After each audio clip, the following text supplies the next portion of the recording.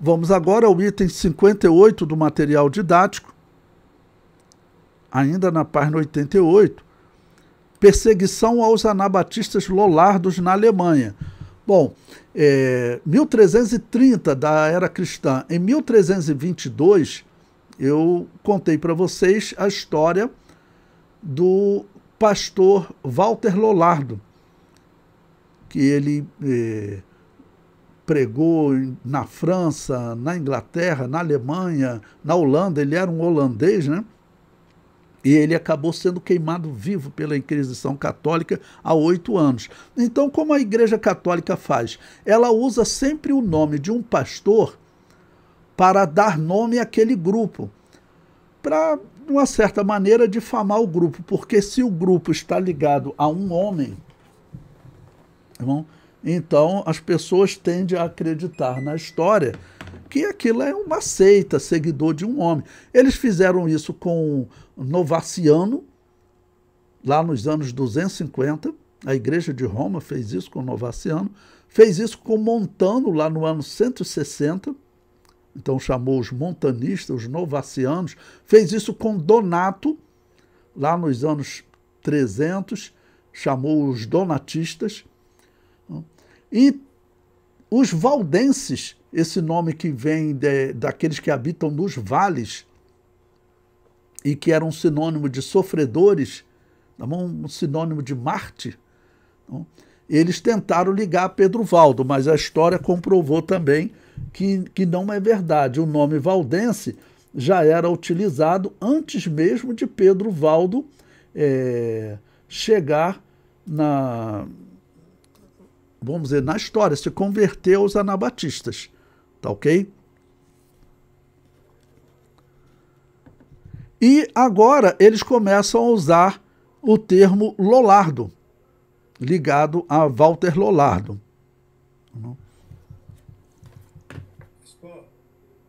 Sim, irmão Roberto. O irmão não mandou para mim o meu e-mail. Eu não posso acompanhar. Só um minuto.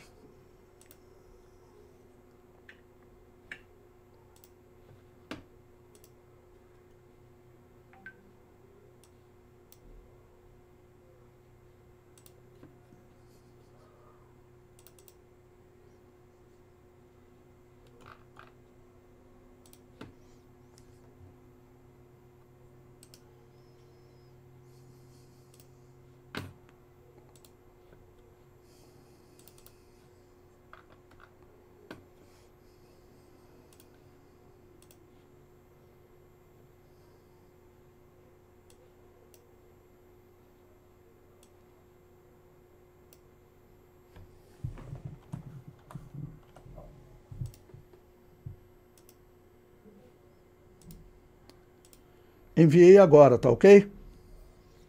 Ok. Obrigado, desculpa aí. Pois bem, então prosseguindo, o item 58,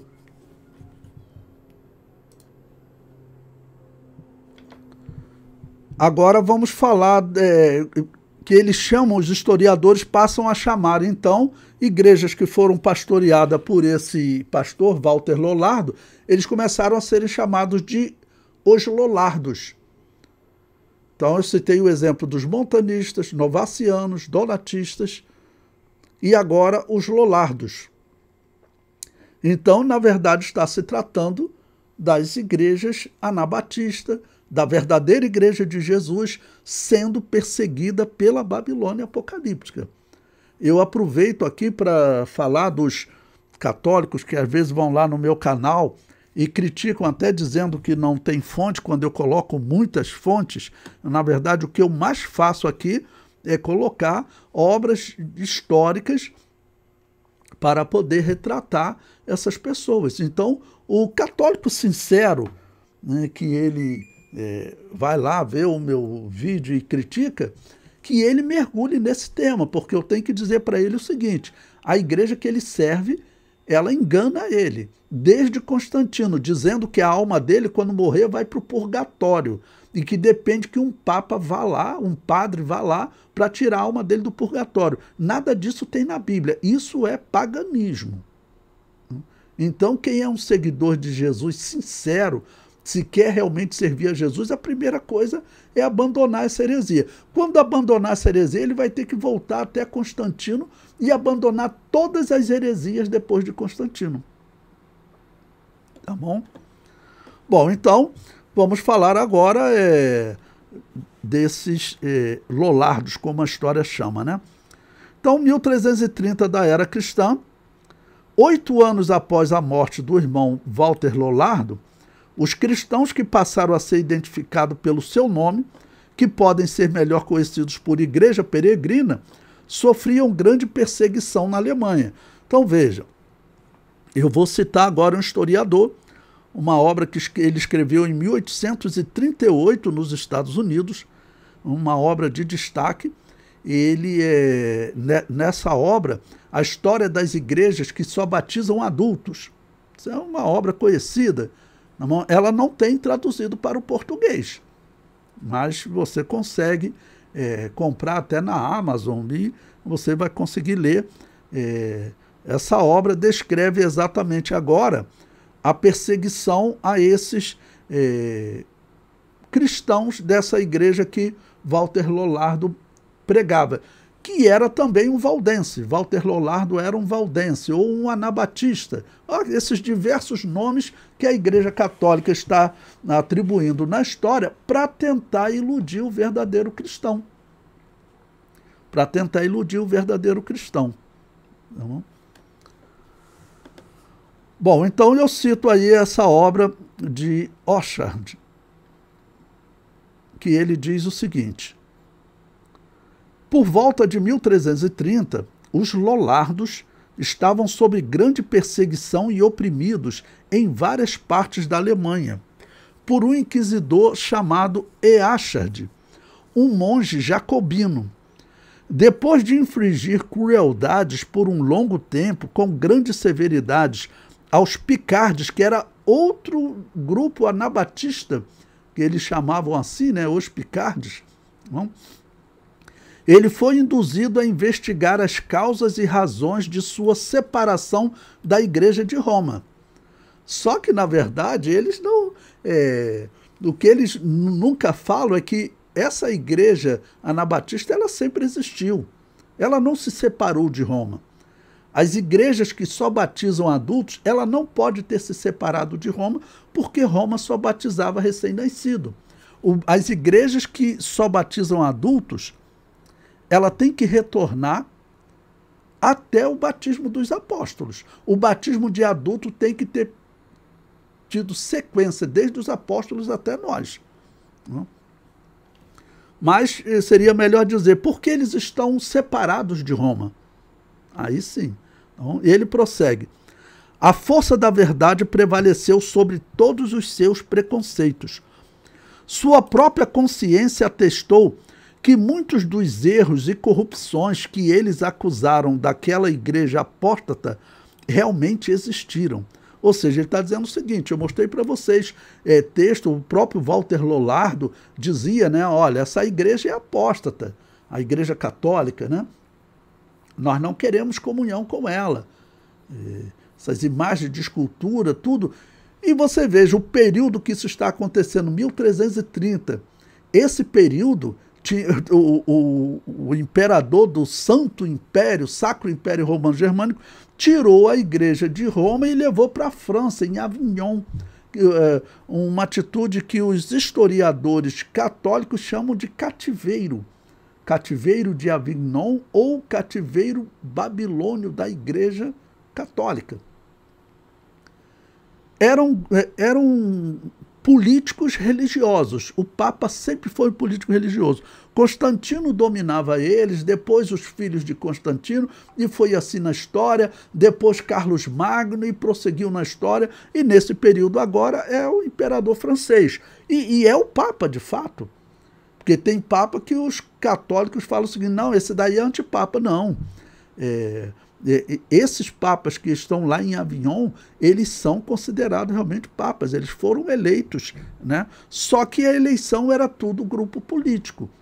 Contei para vocês a história do papa que governou antes dessa mudança. Claramente ele foi acusado de simonia, ou seja, de venda de cargo eclesiástico, porque a pessoa que ia liderar, governar uma determinada área como bispo, aquela pessoa era muito lucrativo, tá bom? Foi Bonifácio VIII, tá bom?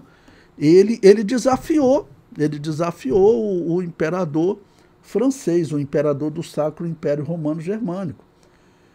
E nesse desafio, o que o imperador fez com ele? Uma coisa horrível. Prendeu ele, torturou, deu uma surra de 3 dias nele que ele acabou morrendo.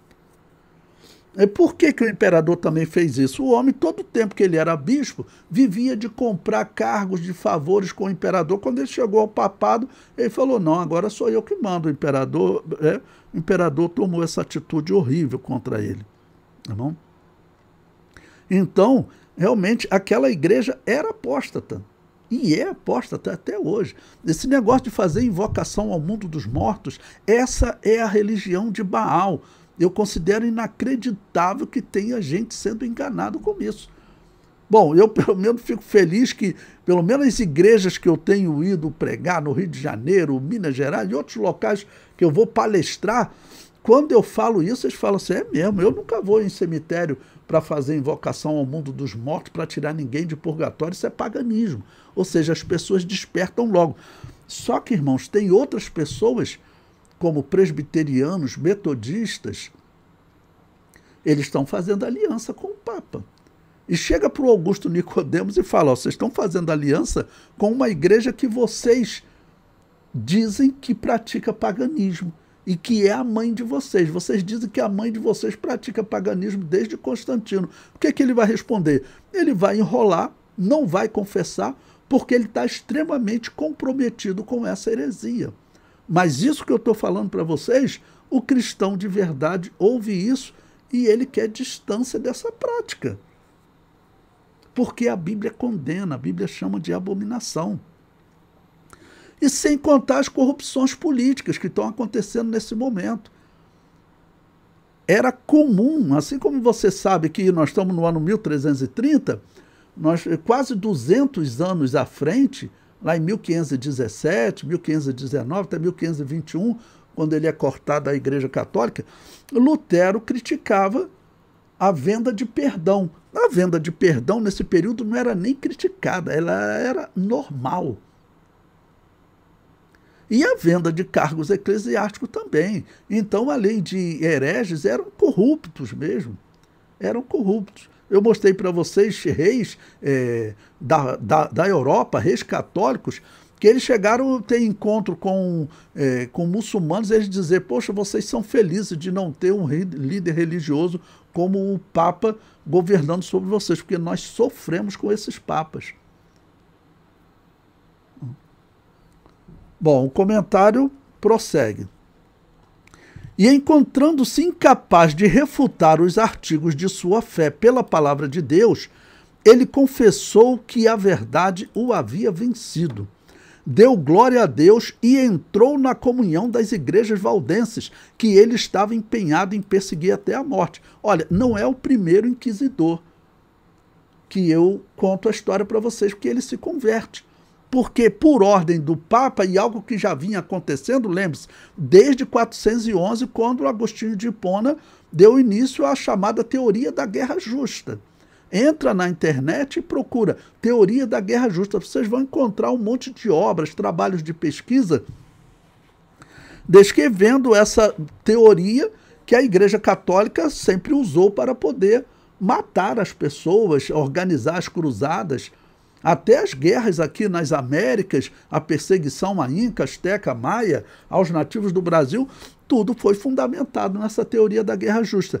E o que a história mostra? Que esses anabatistas, eles iam para o lugar de morte pregando o evangelho. Tanto que eu mostrei para vocês, entre os instrumentos de tortura, havia uma peça que eles botavam embaixo do queixo da pessoa, para a pessoa não ter como falar. Eles chamavam de forquilha do herege. Por quê? Porque os anabatistas iam para o lugar de morte pregando o evangelho. Então, esse inquisidor, ele em algum momento começou eles iam debater com os anabatistas, né? Ou prendendo e torturando as pessoas, e as pessoas pregando o evangelho para eles. O que ele fez? Ele se converteu. Isso aqui é uma obra histórica respeitada, escrita em 1838. Até hoje é muito usado nos Estados Unidos. Todas as igrejas que não batizam recém-nascido, normalmente chamada igreja, muitas mantiveram o nome batistas, mas usam muitos outros nomes, Igreja de Deus, Igreja de Jesus Cristo, lá nos Estados Unidos. Aqui no Brasil, Assembleia de Deus, Igreja Batista Independente, todas essas igrejas utilizam esse livro de Orchard, é um dos livros mais utilizados em história das igrejas que não batizam recém-nascido. E aí você vê que é, sim, uma obra respeitada. Você pode pesquisar a história dela. Na verdade, é que quando nós vamos para a história, a história que os católicos e protestantes e reformados contam, essa história não tem chance de ser verdadeira. Não tem chance de ser verdadeira. Discípulo de Jesus jamais faria o que eles fizeram na história. Discípulo de Jesus não participa de invocação ao mundo dos mortos, porque a Bíblia é clara em condenar essa prática. E essa igreja de Roma fazia isso. E ela perseguia a igreja verdadeira, dizendo que tinha que matar essa igreja porque ela era muito perigosa. No tópico anterior, nós vimos um documento do Papa dizendo que essas igrejas matam. Olha que mentira! Ele está dando ordem para matar e está dizendo, se nós não matarmos eles, eles matam. Bom, o historiador prossegue. A notícia de sua conversão despertou a ira dos inquisidores. Emissários foram enviados em sua perseguição. Ele foi finalmente preso e levado para Heidelberg, onde foi entregue às chamas. Então, são histórias que você, vamos dizer, não tem como a Igreja Católica negar, porque estão citando aqui documentos históricos respeitados que foram escritos e são usados até os dias atuais. São usados até os dias atuais.